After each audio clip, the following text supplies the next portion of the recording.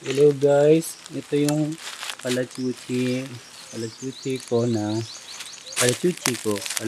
namin na I think almost 90 years old. Kasi ang mother tree niya ay ganun, yung siya nang galing. So ito ay sa inyo naman 80 to 90 years old. So ang ginagawa natin, ewan ko ano tawag dito, grafting. Yung may iba't maingay.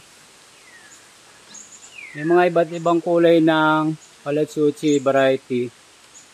Inano ko siya, ginwrap, dinugtong ko. So, nalagyan ko na ito ng yellow, red, at white. So, yung red, successful, meron ng red. Titingnan natin sa taas ha.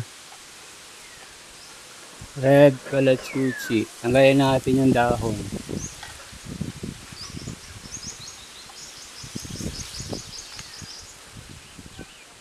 So, ayan siya oh.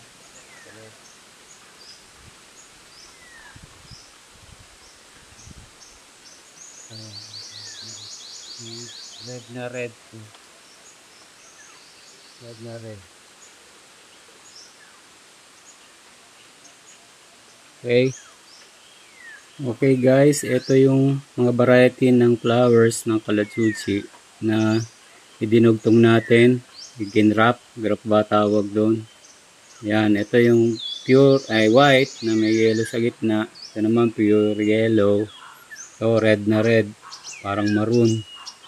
Ito naman yung flower ng mother tree, yung mother bonsai. Ito may yellow sa gitna, white, tapos may pink na sa gilid.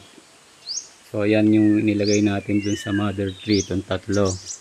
Ang lumabas na itong red, hintayin natin yung yellow tsaka itong white. Okay guys, thank you for watching.